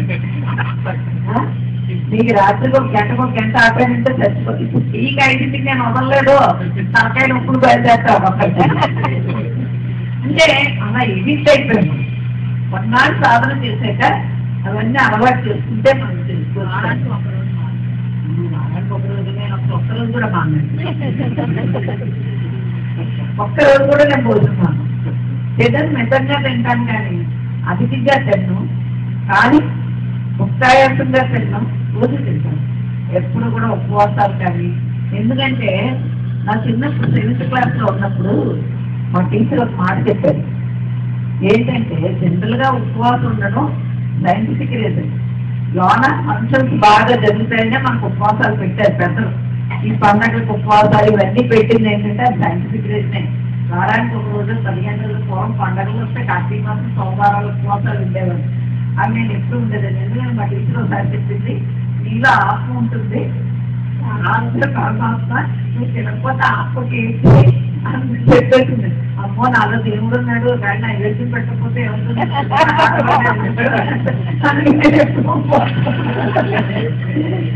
నా చిన్నప్పుడే టీచర్ చెప్పేట అప్పటికి మనసులో దాటిపోయింది. అమ్మో నాలో ఉన్న దైవాన్ని నేను ఉపవాసం పెట్టను, తినేస్తాను అంటే ఆత్మే పరమాత్మ అప్పుడే తెలుసుకున్నాం. కానీ మళ్ళీ మాయ దానికి చిన్న ఉపవాసానికి కోసం ఉపయోగించుకుంటే గుడికి వెళ్ళిపోవాలి, ఇదే దేవుడు అనుకుని. అంటే మనకు కావాల్సిన తీసుకుంటాం, అక్కలేని వదిలేస్తాం. ఉపవాసం ఉండడం బతకం, అందుకని ఉపవాసం ఉండకూడదని తీసుకుంటాం. అదేంటంటే ఉపవాసం సైంటిఫిక్గా మంచిది. అంటే లాంగ్ ఫంక్షన్స్ అన్నీ కూడా సెపరేట్ అవుతాయని పూర్వం దగ్గర పండగ పేరుతో చెప్తే ఉపవాసం పెట్టారు. అదే పద్ధతిగా చెప్తారు. వారానికి రోజు నిరాహారంగా ఉండడం మంచిది అంటారు. ఉండగలిగిన ఉండొచ్చు, చాలా మంచిది, బాడీ ఫిట్ అవుతుంది. కానీ బాధపడితే ఎవరు కాఫీ లేకపోతే బాగలేదనుకో కాఫీ అంటారు అనమాట. ఇంకా అది కుదరదు. దాని మీద మనసు పెట్టే కంటే తాగేసి చక్కగా ధ్యానంలో కూర్చోరు మహామంది కదా. అది చేతనైనా చేయగానే అతి ఏది తినకూడదు, ఎక్కువ ఉంటే పర్వాలేదు. ఇప్పుడు చూడండి, మనం ఇందులోకి వచ్చాక నిలవ పదార్థాలు మానేస్తాం. ఫ్రిడ్జ్లో పెట్టి అవి తినడం వల్ల మనకి ఉంటాయి మాంసాలు మసాలాలు. ఇప్పుడు ఒకవేళ మసాలా తిన్నా ధ్యానంలోకి వచ్చాక అది కూడా తినలేదు, నోరు వచ్చిపోతుంది, కడుపు తేడాగా ఉంటాయి. మీరు పూర్వం అంతా ఘాటుగా తినండి, ధ్యానం చేశాక తినబుద్దావు అవునా కదా. తిన్నామనుకోండి ఆ రోజు కడుపులో ఏదో తేడాగా ఉంటుంది. సాధ్యమైన ఆహారం శరీరానికి ఇస్తే ఆ రోజు చాలా హాయిగా ఉంటుంది. మీరు అర్థండి, పూర్వం మసాలా మనం ధ్యానంలో రాసుకుని ఎంత ఘాటుగా తినేవాళ్ళము, ఇప్పుడు ఒక్క రోజు తిన్నా బాడీ రిజెక్ట్ చేస్తుంది. ఎందుకంటే మీకు ఆత్మశక్తి పెరిగేటుంది. ఆ మనోశక్తి వల్లే కదా ఇంద్రియాలన్నీ కూడా ఇంకా కావాలి ఇంకా కావాలంటుంది. మనసే కదా దానికి మసాలా కావాలనేది ఇంకా కావాలని కోరుకునేది. అది తగ్గిపోతుంది, మనసుకు శక్తి తగ్గిపోయిన కూడా మసాలా అనేది కోరిక వెళ్ళదు. తిన్నా మనకి బాడీ ఒప్పుకోదు కూడా. అందుకే ఎప్పుడు తమోగుణం పెరగకుండా ఉండాలి అంటే మనం నిలవ పదార్థాలు. చాలా మంది ఏం చేస్తారంటే పొంగట మంచిది, ఉసిపోయిన మధ్య ఉంచుకుని మధ్య అంటారు. పొంగటి ఇష్టం అంటారు, అలా తింటారు. లేకపోతే పైన పూసి పెట్టినా తీసేసి తినేస్తారు చాలా మంది. నేను చూడలేదండి, నేను చూసుకుంటాను. అలాంటి ప్రతిసారి చెప్తే ఇంకా అబ్జర్వ్ చేస్తారు. ఏంటంటే వాళ్ళు కేవలం శరీరం కోసం బతుకుతారండి. అలా తమోగుణం ఏంటంటే వాళ్ళ శరీరం కోసం వాళ్ళు బతుకుతారు, వాళ్ళ స్వార్థమే ఎక్కువ ఉంటారు. ఇంకా రెండో వాడి కోసం ఆలోచన ఉంది. ఆ తమోగుణం ప్రధానమైన వాడికి వాడి శరీరం కోసమే వాడు బతుకుతారు. ఇక రెండు ఇంకా ఏంటి అంటే ఈ మసాలా తినడం వల్ల మనలో రజోగుణం పెరుగుతుంది. ఈ రజోగుణం పెరిగే కొద్దీ ఏమవుతుంది, నా మాటే వినాలి, నాకే డబ్బు ఉండాలి, నాకే పదవి ఉండాలి, నాకే గొప్ప ఉండాలి. మనలోనే ఉంటారు. కొంతమంది ప్రతిసారి కూడా గొప్ప ఉంటారు. చాలా మందికి అలా ఉంటుంది. నన్ను ప్రతిసారి అత్యంతంగా చూస్తారు, అది గొప్ప. కానీ సార్కి అందరూ ఒకటే, సార్కి అందరూ ఒకటే. ఎక్కువ ఏంటి ఎక్కువ అని లేదు. ఎవరు సాధన చేస్తే, ఎవరి జ్ఞానం పొంది, ఎవరు వర్క్ చేస్తే అది గురువునే చేయేస్తాడు. అది పాకివాడైనా చేయేస్తాడు, మానవుడైనా చేయేస్తాడు, గొప్పవాడైనా చేస్తాడు. అంతేగాని నాకు ఇన్ని డిగ్రీలు ఉన్నాయని ఆయన చెయ్యాలి, ఇన్ని కోట్లు ఉన్నాయని చెయ్యాలి. ఆయనకి ఎవరైతే జ్ఞానం పొందుతారో మనలోనే ఇంకా అహంకారాలు రావు. అలా రజోగుణ సంబంధమైన తినడం వల్ల మనకేంటంటే అహంకారం పెరిగిపోతుంది. ఇక సాత్వికం అంటే మనం కూరగాయలు పళ్ళు ఇవి తినడం వల్ల మనకేమవుతుందంటే సాత్విక గుణం అలవాటు. ఈ సాత్విక గుణం ఉన్న వాళ్ళు ఏం చేస్తారంటే అందరూ బాగుండాలి అని కోరుకుంటారు. సాత్విక గుణం ఉన్న వాళ్ళు అందరూ బాగుండాలి అని కోరుకుంటారు. అందుకే తామ సంభు విడక తత్వము తెలియదు, రాజ సంభు విడక రాజముక్తి, సాత్వికంబే మోక్షం సాధనయ్యందు అన్నాడు. అంటే సాత్విక గుణం లేకపోతే ఆత్మతత్వం గురించి తెలుసుకోము. మాకెందుకులే ఇప్పుడు అది అవసరమా అనిపిస్తుంది. చూడండి అవసరం నీకు ఈ 3 గుణాలలో దొరుకుతాయి. జ్ఞానం చెప్తా అంటున్నా అది అవసరమా బాబు మమ్మల్ని ఇలా పక్కని అంట. అంటే వాడికి సమోగుణం ఇంకా ఆత్మతత్వం వాడి దొరకెక్కదు. వాడు పోటీస్తున్నాడు, వాడి పెద్ద గుణంలో పోతున్నామండి. వాడి జ్ఞానం నచ్చలేదంటే వాడు తామస గుణంలో ఉండదు. తామ సంబుడే కదా బొమ్మ తెలియదు. ఆ తామస గుణం వదలకపోతే ఆత్మతత్వాన్ని గురించి తెలుసుకోలేదు. రాజసంబుడక రాదు ముక్తి. ఆ రాజస గుణంలో ఉన్నవాడు ముక్తి గురించి ఆలోచిస్తారు. ఇంకేం ఆలోచిస్తాడు? నాకు పొలం కావాలి, నాకు డబ్బు కావాలి, పెద్ద బంగ్లా కావాలి, ఇది కావాలి, అది కావాలి, అది కావాలని కోరుకున్నవాడు ఆడు ముక్తి ఎప్పుడు కోరుకుంటాడు? ఇంకా 10 జన్మలకు కావాల్సిన కోరుకుంటాడు. అన్ని కర్మలు చేస్తాడు, అన్ని కోరుకుంటాయి. రాజు సంబుడక నాదు ముక్తి, సాత్వికంలో మోక్ష సాధనయ్యి ఉంది అన్నాడు. అంటే సాత్విక గుణంలోకి వచ్చేటప్పటికి ఏమవుతుంది? మనం అందరూ బాగుండాలి అని కోరుకుంటే ఏం చేస్తాం? పూర్వం రోజుల్లో పక్కాలు కట్టించడం, ఏదో ఒకటి ఈ రోజు ఇట్లాంటి పనులు, అన్నదానాలు చేయడం, ఈ సాత్విక గుణంలో ఉన్నవాడే చేయాలి. అంటే ఏంటి? అందరూ బాగుండాలని కోరుతుంది. అంటే వాడిని కొందరులే కదా. అయితే సాత్విక గుణంలో కూడా ముక్తి రాదుగానే ఆలోచించాలి. సాత్విక గుణంలో పుణ్యకర్మలు ఎక్కువ ఉంటాయి, రజోగుణం తమో గుణంలో పాపకర్మలు ఎక్కువ ఉంటాయి. కర్మ ఉంటే జన్మ, పాపం ఉన్నా జన్మే, పుణ్యమున్నా జన్మే. అయితే ఇక్కడ ఏంటి అంటే పుణ్యం చేయడం వల్ల భోగవంతమైన జీవితం వస్తుంది కానీ ఆనందం మాత్రం రాదు. డబ్బుంటే ఆనందం వస్తుందండి. డబ్బుంటే కష్టాలు ఎక్కువ ఉంటాయి. డబ్బున్న వాళ్ళ ఇళ్ళల్లో అంటే లేనివాడు బయటకు వచ్చి ఏడుస్తాడు, గొడవలేదు, ఆ దుఃఖం మార్చుకుంటాడు. ఉన్నవాడు ఏడుస్తూ తినడం నాన్ ఏడుస్తుంటాడు. 24 ఉన్నాను బాగున్నానని మంచి వెండికారులు అంటాడు, అక్కడ కూడా ఏడుకోకుండా నిద్ర పడితేనే అంత తులిగా కల్పాలు ఉంటాయి. నిద్ర పడుతుందా? వాడికున్న బెంగలు వాడుకుంటాయి. అంత ఒక్కోడికే కష్టాలు ఎక్కువ ఉంటాయి. ఇప్పుడు చూడండి అండి, జైల్లో ఉన్నాడు ఆడు, ఎవడాడు? గాలి. ఎంత బాగా సంపాదించాడు, ఎంత బాగా చెప్పుకుంటున్నాడు. మరి అంతే కదా, ఆడికి సుఖం ఉందా? అంటే భోగం ఉంటే సుఖం ఉందని అనుకుంటారు కానీ భోగాల్లో ఆనందం కాదు. ఎప్పుడు ఆనందం వస్తుందంటే ఎప్పుడైతే సాధన చేసి ఉన్న తృప్తిని పొందుతుంటాడో, ఉన్న దాంట్లో తృప్తి పొందుతాడో, తృప్తికి మించిన సంపద లేనే లేదు. తృప్తికి మించిన సంపద ఉందండి. ఎంత ఉంటే అంతలో తృప్తి పట్టారనుకోండి, వాడికంతా ఆనందించేవాడు ప్రపంచంలో ఎవరో ఉంటుంది.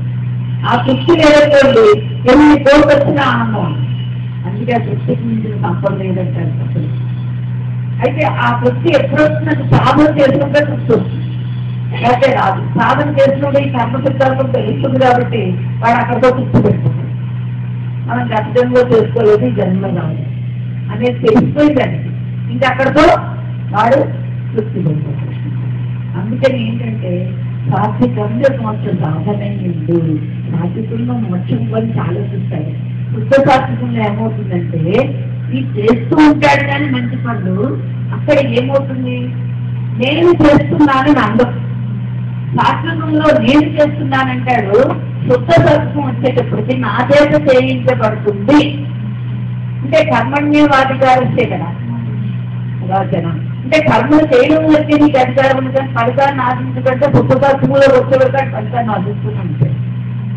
సాత్వికంలో ఫలితాన్ని ఆశిస్తాడు, శుద్ధ సాత్వికంలో నా చేత చేయించబడుతుంది అనుకుంటాడు. ఇంకా నిర్గుణం వచ్చేటప్పటికి ఇంక ఫలితం లేదు, ఆయన నేను ఏం లేదు కాదు, అంతా ఆయనే చేయిస్తున్నాడు అంటాం. అక్కడ నిర్గుణం, ఏ గుణము లేదు మనకి. అక్కడ ఇదంతా ఆయనే చేసేది చేయించేది అంతా ఆయన. ఆ నీతికి వస్తేనే మోక్షం. నేను అనుకున్నాడు, అది కూడా బంధమే కానీ మోక్షం కాదు. ఆ నేను వదిలేసామా అప్పుడు మోక్షం. ఆ నేను అన్నం చేసి బంధం, నేను నాది, ఈ రెండే బంధాలు. మనకు పైకి వెళ్తూ ఉంటే మన రెండు గారికి 2 సార్లు కిందకి దిగడానికి, అవునా? పైకి వెళ్ళాలనుకుంటాం, నేను నాది అనుకుంటాం. ఆ 2 గారికి 2 సార్లు ఉంటాయి, అయితే చూస్తూ ఉంటాయి. మనం ఆ 2 వదిలేమా, నేను నాది వదిలేమా, అప్పుడు మనం చూసి ఎదుగుతూ ఉంటాం. అయితే ఈ గుణాలను మనం ఒక్కొక్క స్టెప్ ఆహార నియమాల వల్ల మార్చుకోవచ్చు. ఒకసారి ఆహార నియమాలు, ఇంకో పక్క ధ్యానం. అప్పుడు ధ్యానం ఆహార నియమాల వల్ల తొందరగలదు. 2 మధ్యాహ్నం ఫుడ్ తిన్నారు, ఎక్కడైనా మసాలా కానీ ఏమైనా తగ్గిందా మీకు? అవ్వదు. 3 రోజులు అయ్యి అలాంటి భోజనాలు ఉంటాయి. అల్లం మసాలా అందుకే ఇలా ఉన్నాయి. దానికి ఇట్లాంటివి ఎక్కువ వేసుకుంటాం మనం. కానీ అల్లం చాలా, అల్లం ఆరోగ్యానికి చాలా మంచిది. అల్లం ఎక్కువ తినడం వల్ల నాలిక పలచబడుతుంది. ఇంకోటి ఏంటంటే ప్లస్ మనకు క్రమ్ వస్తుంది కదా, బాడీకి క్రమ్ ఉంటుంది. ఈ చలికాలం ఎక్కువ అవుతుంది మనసులో. అల్లం ఎక్కువ వాడటం వల్ల క్రమ్ అవుతుంది. అందుకని అల్లం ఎక్కువ తిన్నాం. బాగా దగ్గున్న వాళ్ళు దగ్గు వస్తుంటే అల్లం దర్శనం తాగితే దగ్గు తగ్గుతుంది. ఇంకా నోట్లో అల్లం ముక్క పెట్టుకుంటే ఆ దగ్గు ఆపుతుంది. అందుకని అల్లం మసాలాల్లో తిన్నాం. అందుకే బ్రాహ్మణ్ అల్లం వాడతారు. నాలుగు పలుచగా ఉంటే వేగం తగ్గుతుందని ఆశ్రమాల్లో అల్లం వేసి పెడతారు. అంటే వాళ్ళు నాలుగే వడ్డీ వేయాలి కదా, జనాలు వడ్డీ వేయాలంటే 4 పలుచగా ఉంటారు. ఆ 4 పలుచగా ఉంటారంటే అల్లం తగ్గడం వల్ల వస్తుంది. అల్లం మసాలా లేదు కూడా టేస్ట్. అల్లం మసాలా టేస్ట్ ఉండాలంటే అల్లం వెల్లుల్లి దానికి మొన్న సార్ చెప్పేది కదా. వెల్లుల్లి ఏంటి అంటే ఆ మాంసారానికి పిచ్చి లాంటిది, మాంసారం. ఇంకా మా వెల్లుల్లి నాకు నచ్చేటప్పుడు మాంసమే. అందుకని అది వెజిటేరియన్లో మాంసం. వెల్లుల్లి వెజిటేరియన్స్ మాంసం. సగం మాంసారం తినేసినట్లే లెక్క అన్నారు సార్. మొన్నే చెప్పారు ఎగ్జామ్లో. తినొద్దన్నారు వెల్లుల్లి. మాంసం తినాలనిపిస్తాను. అందుకే వెల్లుల్లి నిషేధం. ఎవరికైనా మాంసం అనేది తినకూడదని కాంప్లెక్స్ అవును. మీరు ఆకులు తింటారు, ఆటి మట్టుకు ప్రాణం మాత్రమే.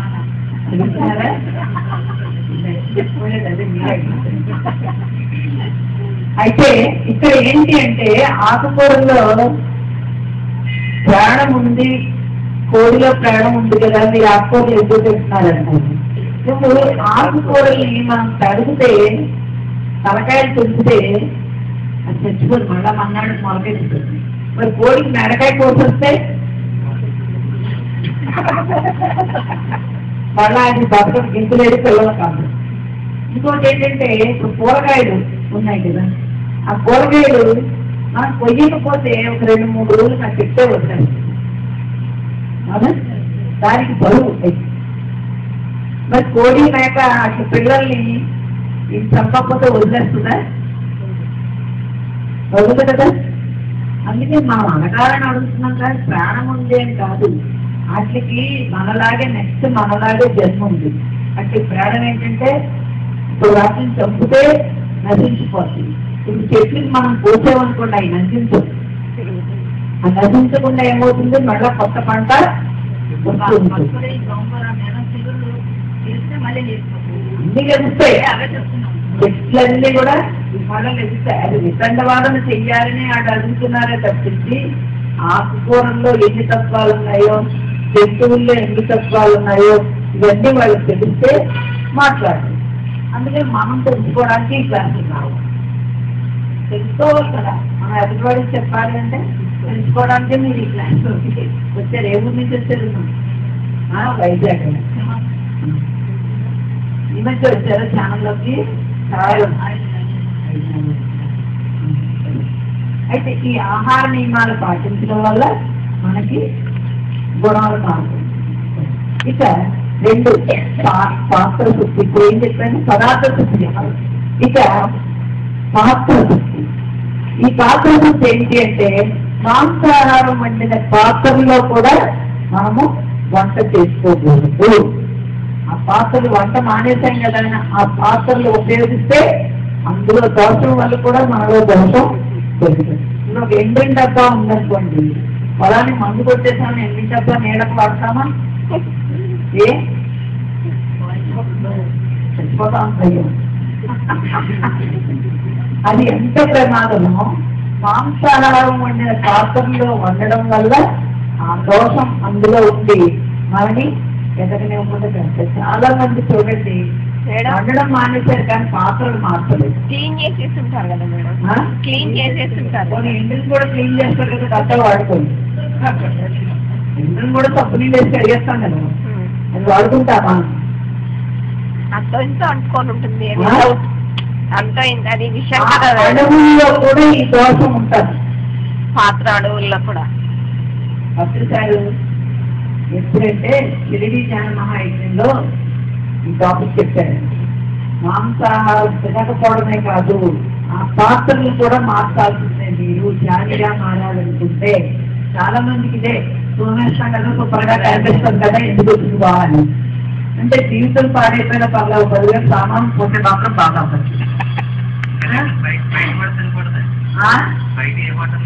తినకూడదు. నేను తినం బయట పొట్టలు.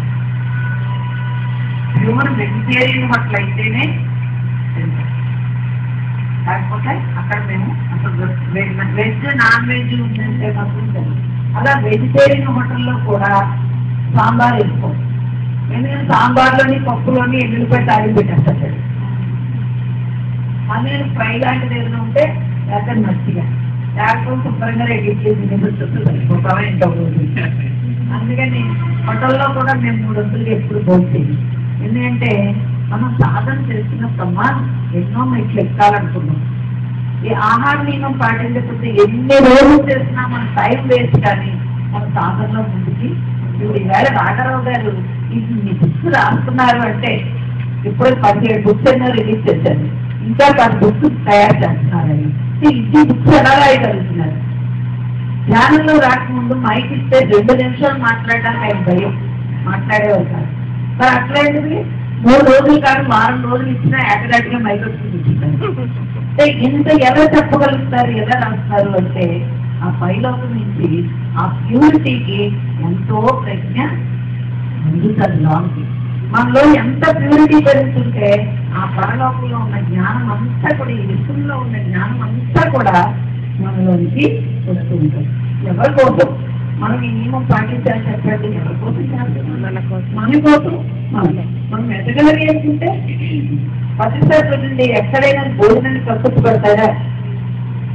ఆ శుభ్రంగా వండాలి, కావలసినంత తింటారు, శుభ్రంగా తింటారు, చాలా శుద్ధిగా ఉండాలి.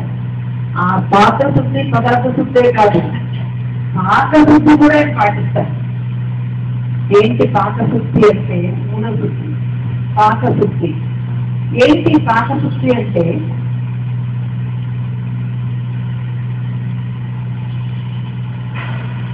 మనము వంట చేసేటప్పుడు ఏ భావనతో చేస్తూ ఉంటామో ఆ వంట అలాగే తయారవుతుంది. దీనికి మీకు చిన్న ఉదాహరణ చెప్తాను. ఒకసారి ఒక రాజుగారంట ఒక సాధువును భోజనాన్ని పిలిచారు. పిలిస్తే ఆ వంట చేయిస్తున్నప్పుడు ఆ వంటవాడు రాజుగారి 3 వెండి సామాను ఉంటాయి కదా, ఆ సామాను అంతా చూసి వస్తున్నాడంటే 2 సామాను ఉన్నాయి కదా, ఓ చెప్తే నేను దేంట్లో వేసేస్తుంటే రాజుగారి ఒక్క తెలుస్తుందా అని ఆ భావంతో ఆలోచిస్తూ చెప్తే దేంట్లో వేస్తున్నాడు వంట చేశాడు. చేసాక ఆ సాధువు భోజనం చేసాక ఆయన గ్లాస్ సజ్జలో వేసేసి ఆయన ఆశ్రమానికి వెళ్ళి తండ్రి భోజనిస్తే వెండి గ్లాస్ బయటకుంటున్నాడు. ఇదేంటి నేను అన్ని వదిలేసి సాధన చేసుకుందామని వచ్చాను, మరి ఈవేళ నేను దొంగతనం చేయాలని బుద్ధి నాకు ఎందుకు వచ్చింది అని ఆయన దిగులు దృష్టిలో ఆలోచిస్తే కారణం ఏంటి?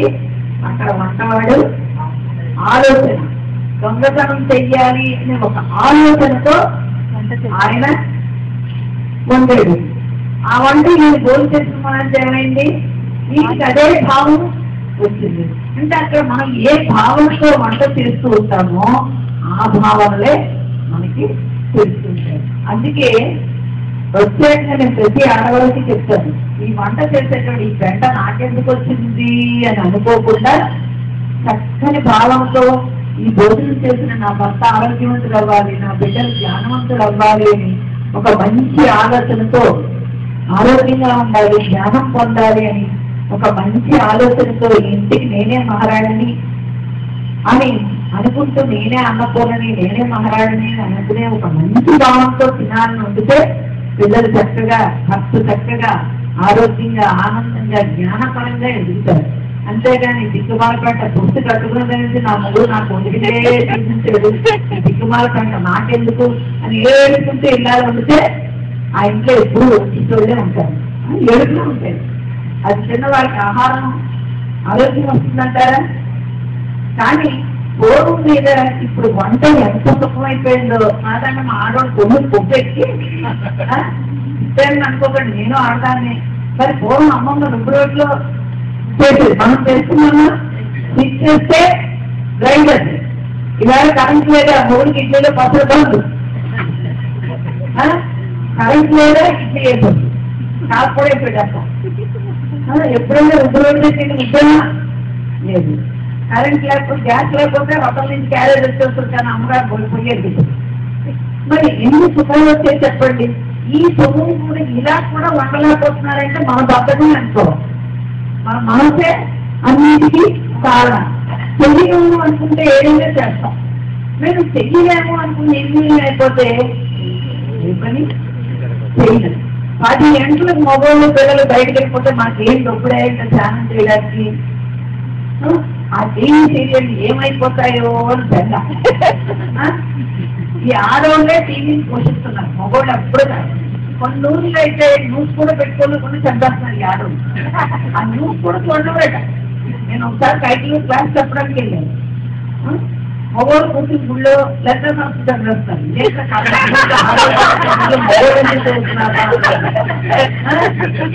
ఏంటయ్యే బాబు ఆడవాళ్ళ మీ అందరూ లలిత చదువుతున్నారు, ఆడవాళ్ళు చదువుతారు కదా, లలిత చదువుతుంటే ఏం చేయమండి, ఆదివారం సినిమా వస్తుంది. అప్పటికింటే ఇన్ని సీరియల్స్ రాలేదు, 5-6 సినిమా చూడాలి కదండి.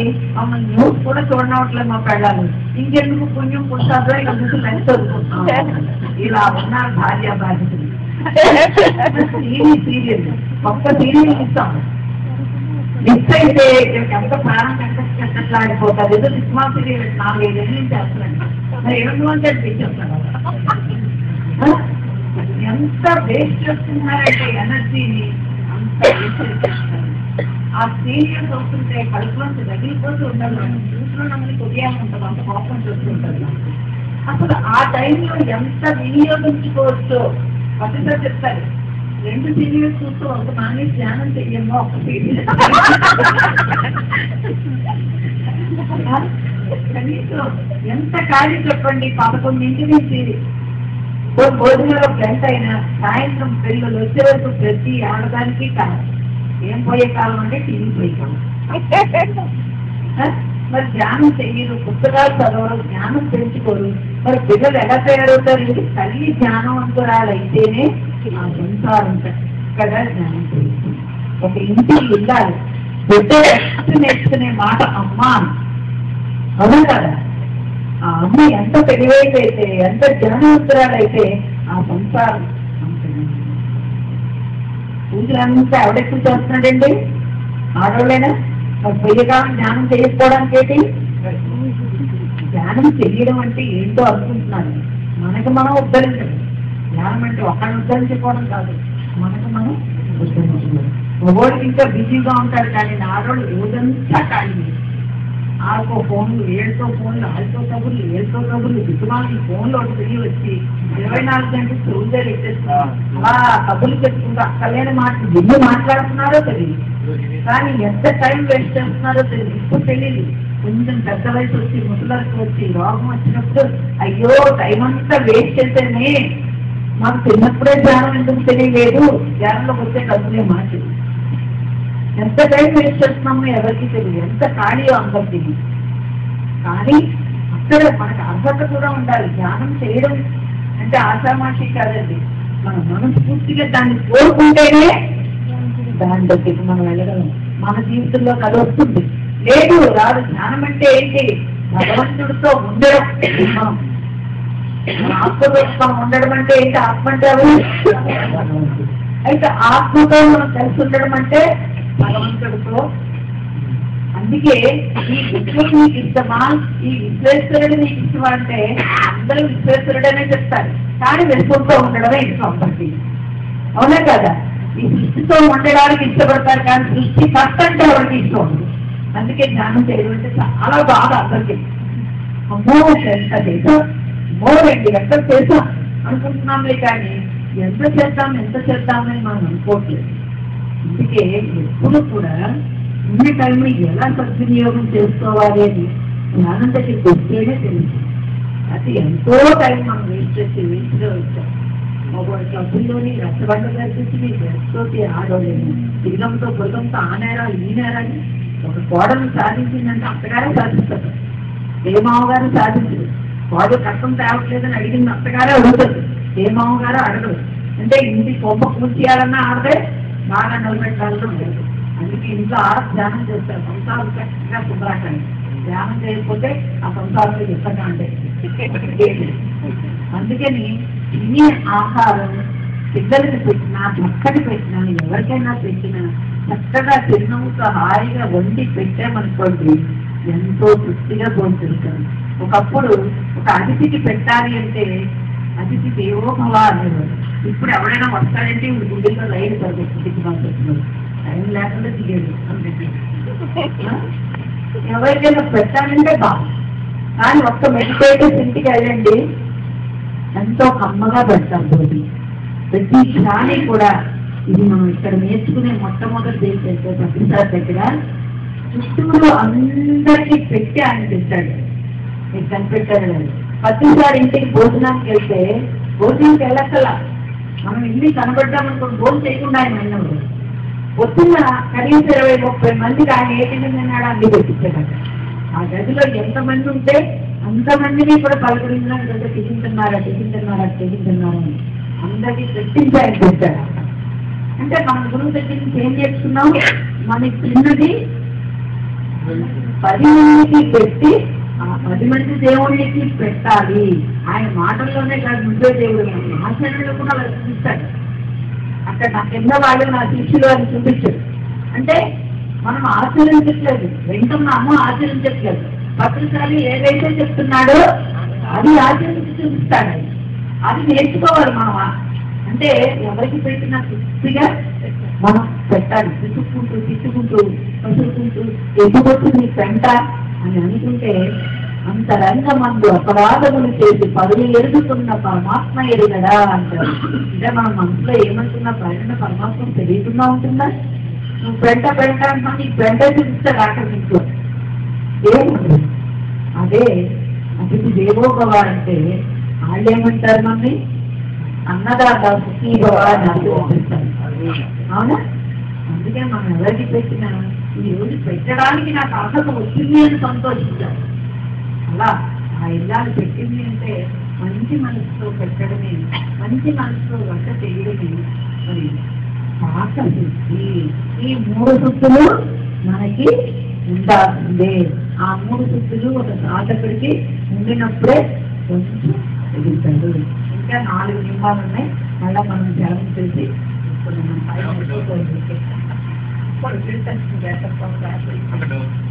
అమ్మా పాకశుద్ధి అని చెప్పంగా మాంసాలు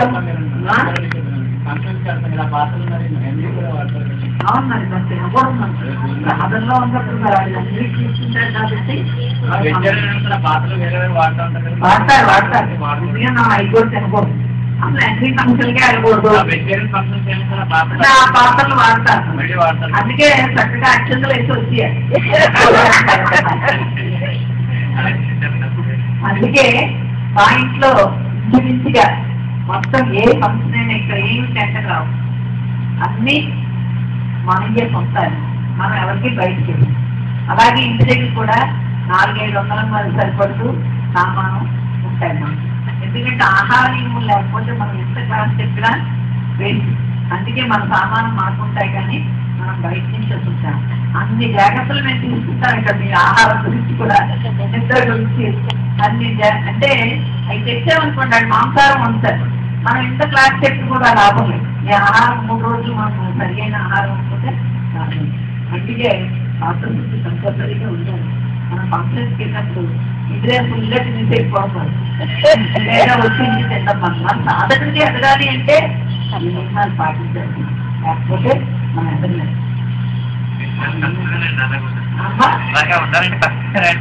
కష్టం అని అనుకుంటే కష్టం అమ్మా. ఏ రాగలంగా నేను తగ్గట్లేదా, దుఃఖంలో ఉన్నాం.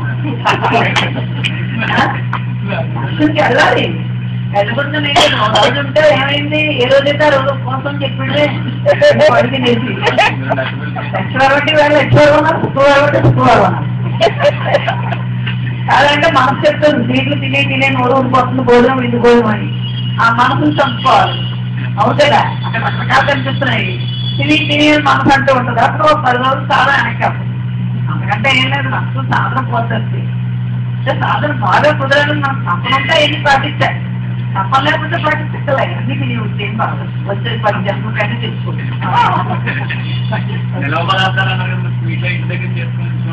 కాదు ఇప్పుడు బాగుపడ్డదో అది కాదు.